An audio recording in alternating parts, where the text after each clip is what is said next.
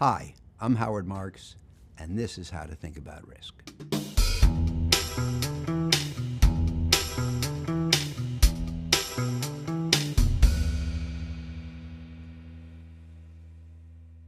The title of this class is How to Think About Risk.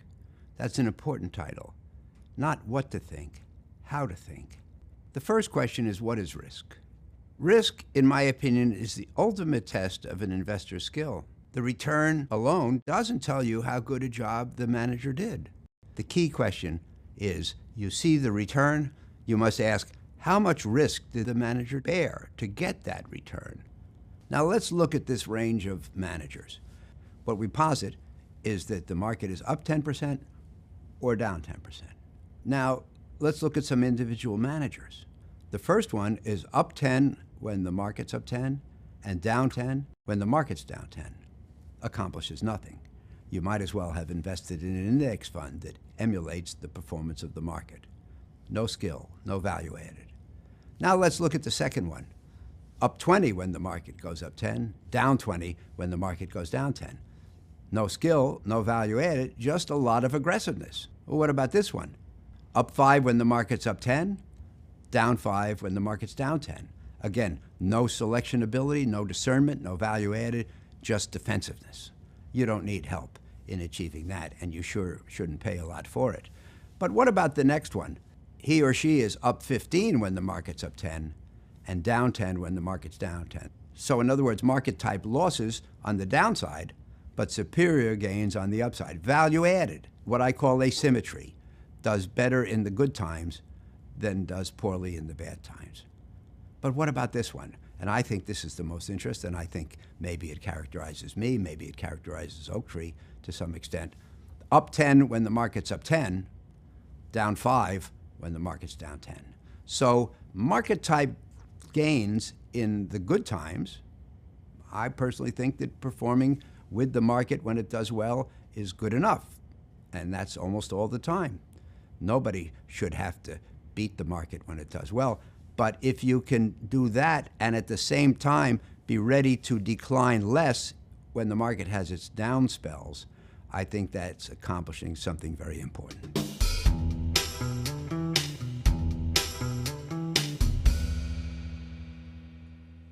I believe that risk is not volatility.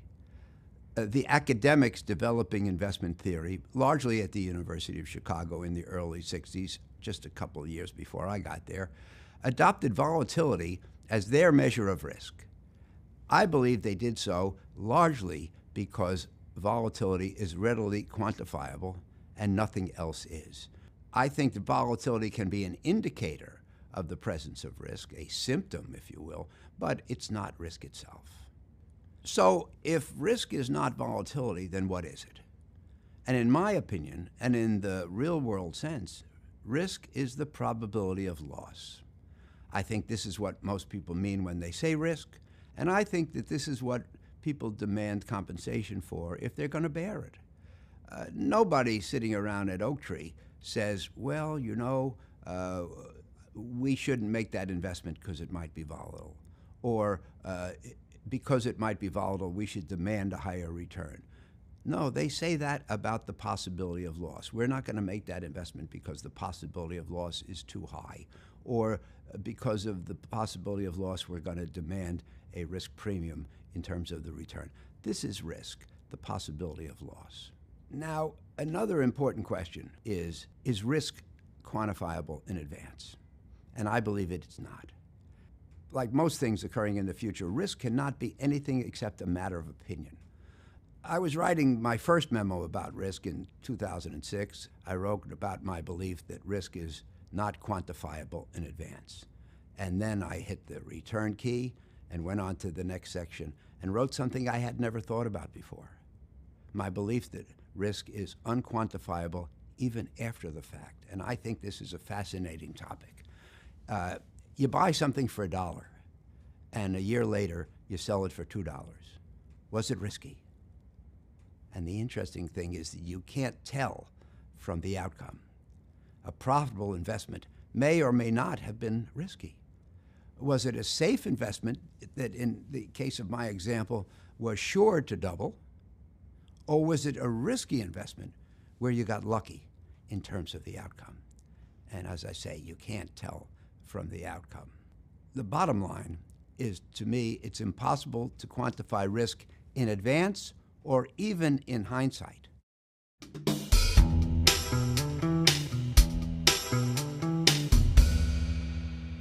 The possibility of loss is not the only form of risk. There are lots of forms of risk. My last memo on the general subject, it's called Risk Revisited Again. And I talk in there about 24 or 25 different forms of risk, some serious, some facetious, some important, some less important and obscure, but still, it comes in many forms. The risk of missing opportunities is another important risk. In other words, if you think about it, the risk of not taking enough risk.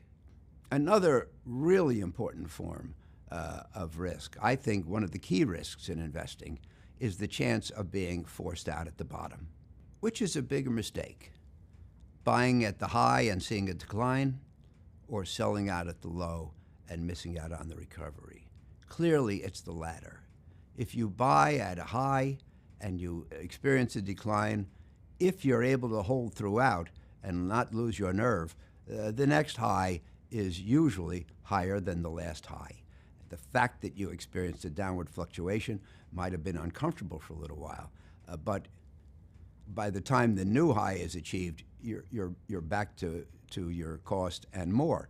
But if you sell at the bottom and miss out on the subsequent recovery, that means you've gotten off the track of investing and may never get back on. In my opinion, selling at the bottom, it's the cardinal sin in investing.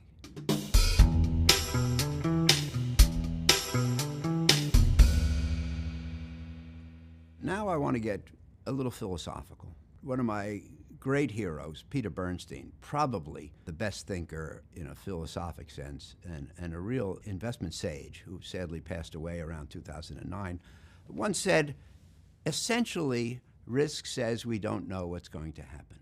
We walk every moment into the unknown.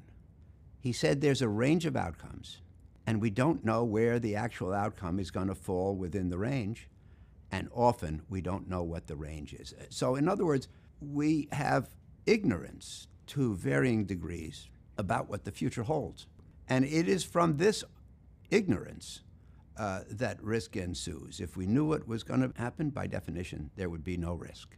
In the memo that I mentioned before, Risk Revisited Again, there's a great quote that I got from a Peter Bernstein memo. And I thought it was so important that I took it over word for word in my memo. It's from G.K. Chesterton, who was an English writer, and he said the following, and I'm going to give it to you word for word because it's so important.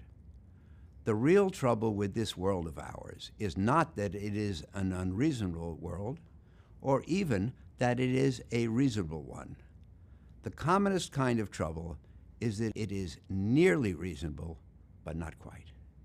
Life is not an illogicality, yet it is a trap for logicians. It looks just a little more mathematical and regular than it is. Its exactitude is obvious, but its inexactitude is hidden. Its wildness lies in wait.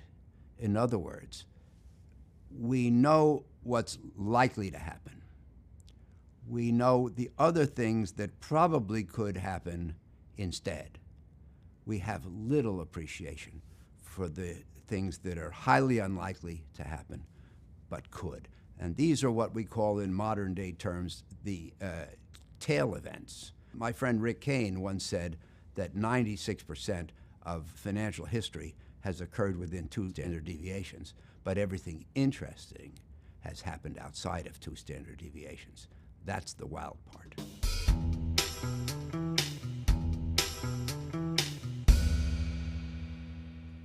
So now let me try, in a slightly philosophical sense, to reflect to you how I think about risk, how I think you might consider risk, through 4 basic points.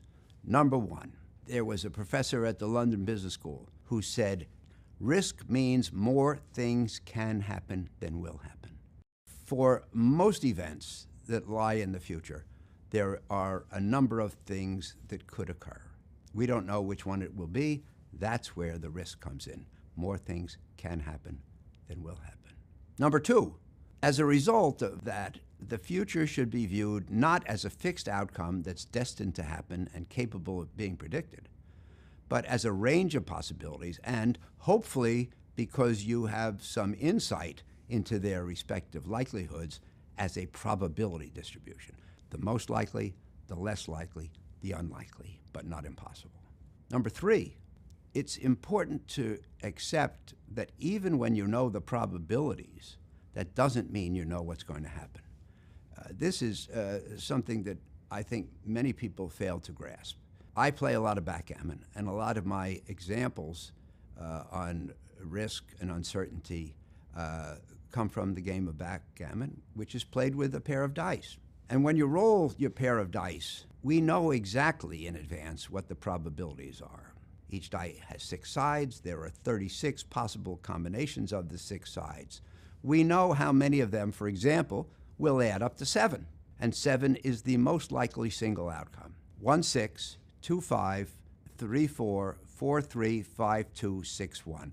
There are 6 possibilities out of the 36 that will give you a 7. That's the most likely outcome. 6 out of 36, that's 16.7% probability. Now, what if instead you want to know about a 6? Well, with the 6, there are 5 possibilities. 5 possibilities out of 36, that's a little less than a 7th. And then when you get down to the number 2, there's only 1 out of 36. And for the number 12, only 1. 6, 6, 1 out of 36. Both of those are about a 3% probability of happening. So we know exactly what the probability distribution looks like. We know what's the most likely, the other likely possibilities, and the unlikely possibilities. We still don't know what's going to happen. So knowing the probabilities does not eliminate the uncertainty. I work with a professor at Wharton named Chris Getzey, and the way he put it to me one time, we live in the sample, not the universe. In other words, the universe statistics, like I just explained for the dice, determine the things that could happen, and maybe they're a possibility. But we live in the sample. We only have one outcome, and therein lies the uncertainty. A great way to think about this is on Super Bowl morning in 2016, they had a former football player on, and he said what I thought was one of the smartest things about probability I had ever heard. This game was Denver versus Carolina, and Carolina was heavily favored, and they asked him who he thought would win. And he said the following: Carolina wins 8 times out of 10. This could be one of the two. Now, this gives you the essence of probability and the essence of risk. Most people, if they hear that something's 80% likely to happen, they say, well, then I guess we know what's going to happen. I guess they might as well not play the game. No, 80% likely means that the other team should win 1 game out of 5. So we have to play the game because we have to figure out which game this will be. And that leads to number 4. I take Dimson's statement that risk means more things can happen than will happen, and I turn it over. Even though many things can happen, only one will.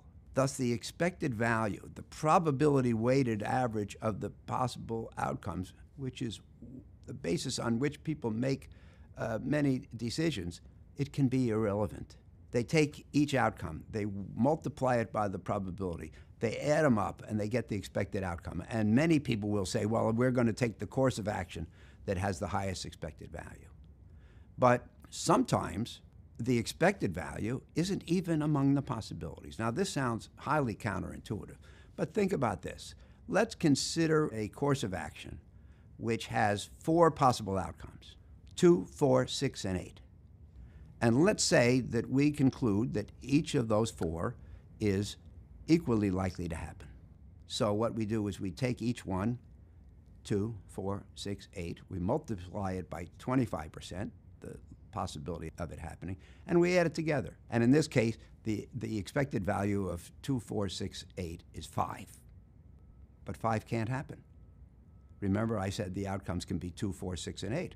So I'm only going through this to show you the possible fallacy of expected value. There's another problem with expected value, because even though course of action A can have a higher expected value than course of action B, course of action A may include some possibilities that you just can't live with. Maybe course of action A includes some remote possibility that you lose all your money. And even though it's highly unlikely, you may say, I just don't want to contemplate that. So you don't take A, you take B instead, which has a slightly lower expected value, but without the risk of ruin.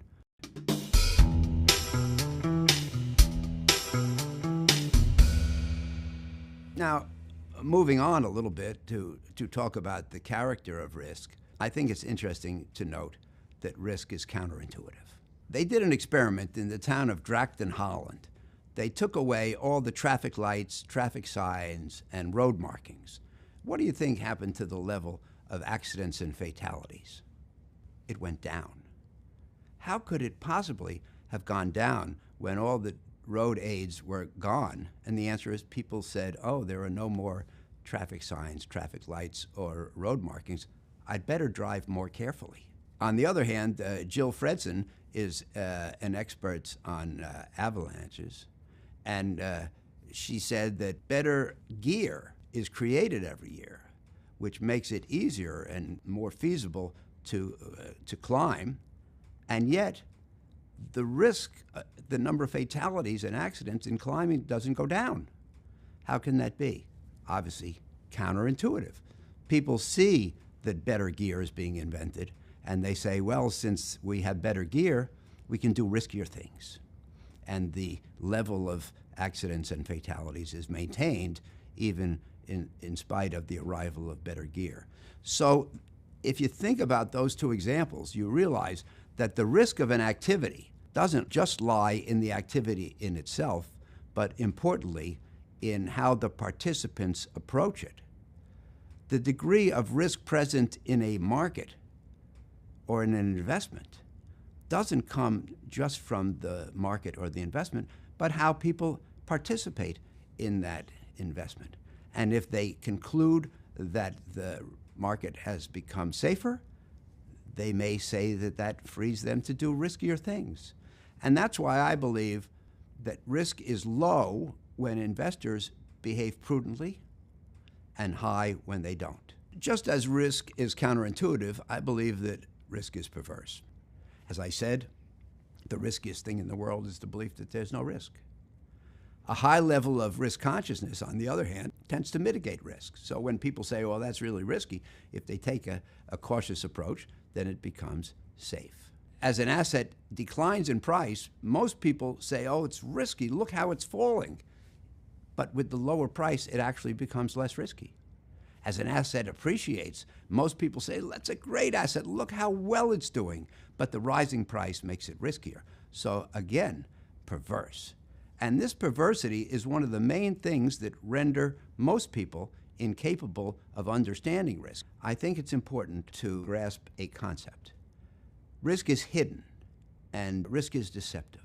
Loss is what happens when risk, the potential for loss, collides with negative events. You know, Buffett says everything the greatest, and he said that it's only when the tide goes out that we find out who's been swimming naked. It's only in times of testing that investors and their strategies are examined for the risk they really held. An example of that I wrote in my book, The Most Important Thing. Those of us who live in California, as I did at the time, our houses might contain a construction flaw. But if all is well, that flaw sits there for year after year and doesn't produce any loss.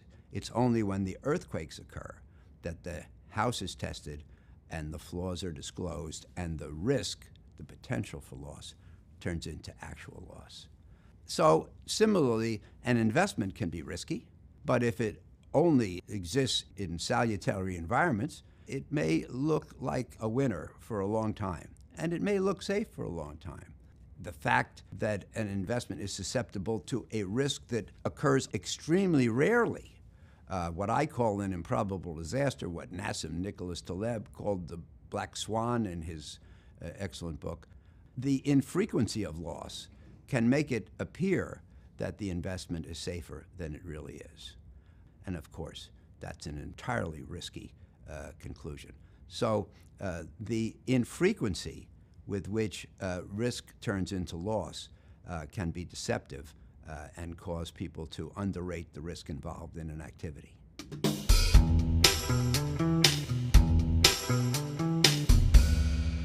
One of the most important things for every investor to learn is that risk is not a function of asset quality. This, too, sounds counterintuitive. There's a belief that high-quality assets are safe and low-quality assets are risky. I believe quite the opposite. A high-quality asset can be priced so high that it's risky. I came to work in this industry in September of 1969. The banks at that time, and I was hired by one of them, engaged in what was called Nifty 50 investing. They invested in what were considered to be the 50 best and fastest growing companies in America. Companies so good that nothing bad could ever happen, and there was no price too high for their stocks. And if you bought those great companies the day I got to work in September of 1969, and if you held their stocks tenaciously for the next 5 years, you lost more than 90% of your money because the prices paid were just too high and unsustainable, and roughly half of those companies did run into serious fundamental problems. Their quality alone, or their perceived quality, did not impart to them the safety that people thought it would, and in fact, because people thought they were so safe, they bid them up to prices which in fact made them risky. On the other hand, a low-quality asset can be cheap enough to be safe. Again, this seems counterintuitive and maybe even perverse. When I left the world of equities in 1978, I was asked by Citibank to start their activity in high-yield bonds. And now I was investing in the lowest quality public companies in America and making money steadily and safely. The juxtaposition of these events taught me an important lesson that I want to share with you so that you don't have to learn it firsthand. My conclusion was, it's not what you buy, it's what you pay. And investment success doesn't come from buying good things, but from buying things well. And if you don't know the difference, you have to study up. There are no assets that are so good that they can't become overpriced and dangerous. There are very few assets that are so bad that they can't be cheap enough to be attractive as investments. So this is a simple concept, it sounds like to me, but I hope you'll spend a lot of time thinking about its consequences.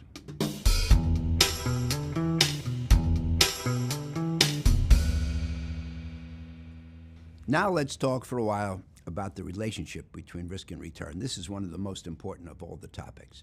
When I got to University of Chicago, the Chicago School of Theory with regard to investment had just been developed mostly between 62 and 64, and I arrived in 67. And there was a graphic that we saw all the time. It shows return on the vertical axis, risk on the horizontal axis, and an upward sloping line to the right. We call that a positive correlation. One goes up, the other goes up as well. Now, most people would look at that graphic and say, well, that means two things, that riskier assets have higher returns, and if you want to make more money, the way to do it is to take more risk. I think that's a terrible formulation. Very simply, if it were true that riskier assets produce higher returns, then they wouldn't be riskier, would they? So that can't be the right explanation.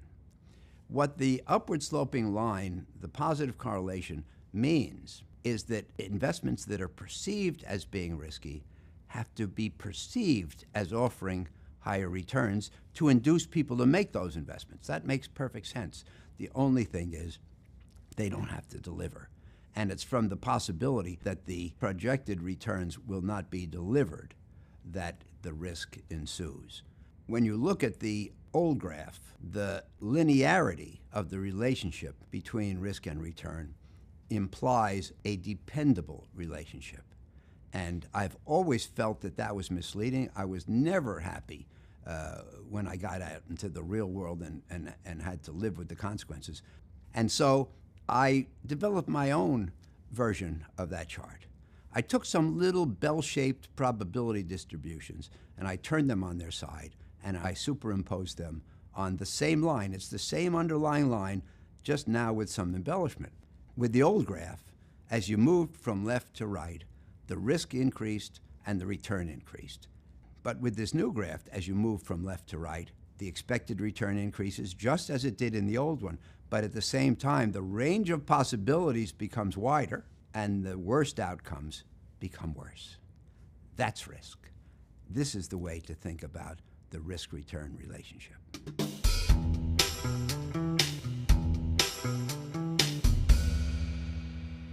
So now let's talk a little more about how risk should be handled. What determines investment success? And the best way I have to communicate this to you, in my opinion, is like the act of pulling one lottery ticket, the outcome, from a bowl full of lottery tickets, the full range of possible outcomes. As Dimson said, we're going to have one outcome. There could be many outcomes. And the outcome that occurs never amounts, in my opinion, to anything but one ticket pulled from among the many. In my opinion, superior investors have a better sense for the tickets in the bowl, for what proportion of them are winners and what proportion of them are losers, than do most other people. That's what makes them superior. And thus, they have a better grasp of whether it's worth participating in any given lottery and how heavily to bet. Now, how should each of us deal with risk? I think that risk is best assessed through subjective judgment. Since risk cannot be measured, gauging it has to be the province of subject matter experts. And I'm clearly jaundiced on the subject of quantification.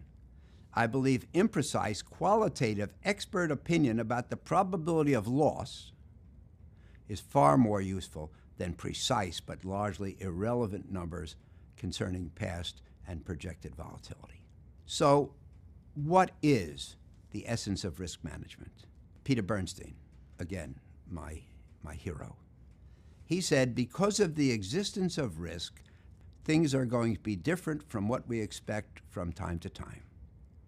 How well are we prepared to deal when it's different? This is a great formulation. There's no challenge dealing with the events when they turn out as we expected. The question is, are we prepared for when they don't turn out as expected? According to Bernstein, risk just means things are uncertain. Good things can happen as well as bad things. But I think the definition of risk should emphasize the bad things.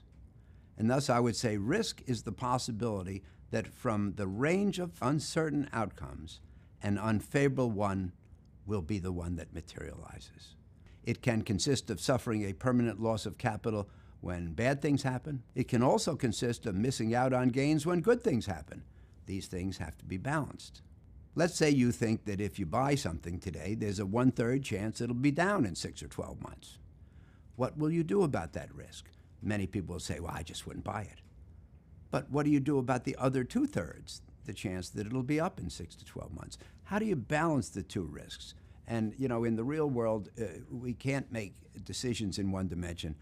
We basically have to balance. I think that risk is something that should be dealt with constantly, continuously, not sporadically.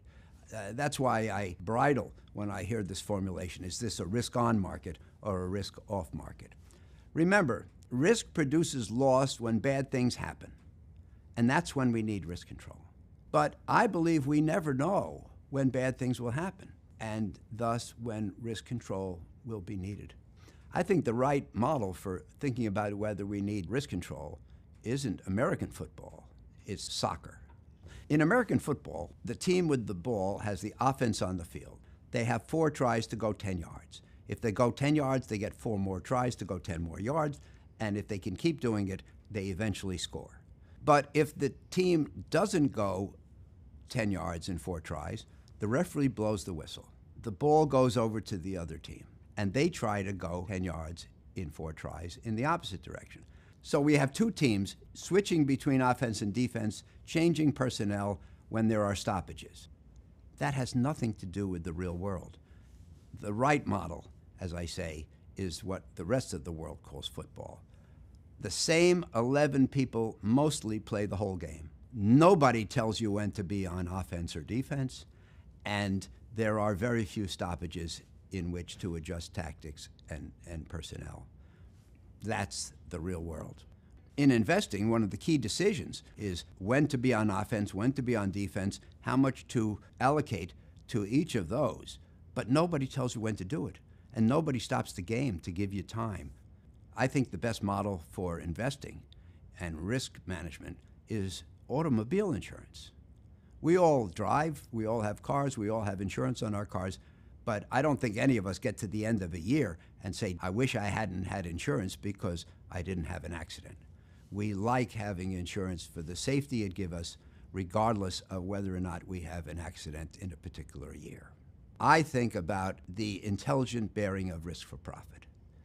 Back in 1981, I was interviewed by one of the first cable networks, and the reporter said to me, how can you invest in high-yield bonds when you know some of them are going to go bankrupt? And for some reason, I was able to come up with the right answer on the spot. I said, the most conservative companies in America are the life insurance companies. How can they insure people's lives when they know they're all going to die? And I think it's an interesting question. But the life insurance company is, number one, taking a risk that it's aware of. They're not shocked when somebody dies. That's the way it goes. Number two, they take a risk they can analyze. And when I was a young man and got my first insurance policy, they sent a doctor to my house to see if I was healthy. Number three, they take a risk that can be diversified.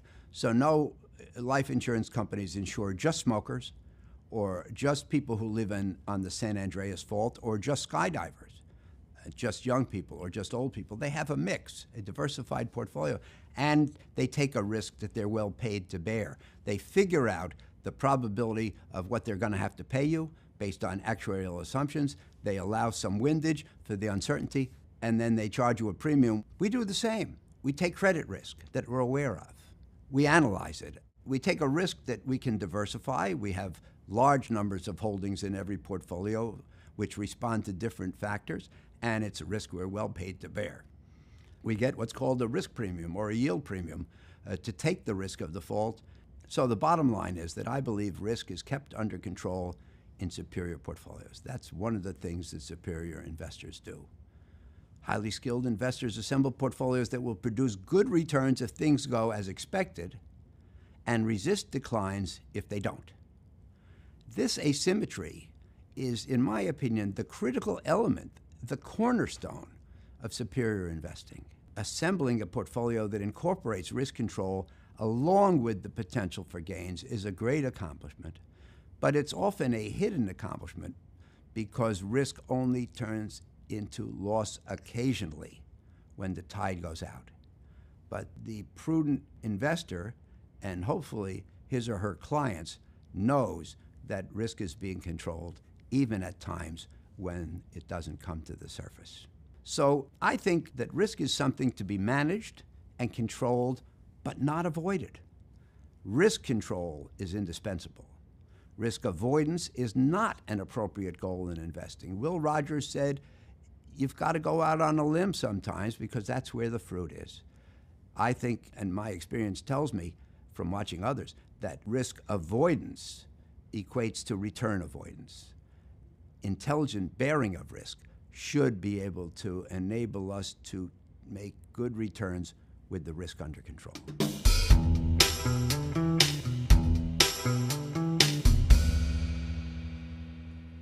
So, what's the bottom line of all that foregoing? You shouldn't expect to make money without bearing risk. You shouldn't expect to make money just for bearing risk. Risk is best handled on the basis of accurate, subjective judgments made by experienced, expert investors who emphasize risk consciousness. The great challenge in investing is to limit uncertainty and still maintain substantial potential for gains. And in conclusion, I'll just say that outstanding investors are outstanding for the simple reason that they have a superior sense for the probability distribution that governs future events, the tickets in the bowl, and for whether the potential return compensates for the risks that lurk in the distribution's unattractive left-hand tail. This is what enables them to achieve the asymmetry that characterizes superior investors, participating strongly in the gains when there are gains and avoiding many of the losses when there are losses. I hope the foregoing discussion will help you be among them.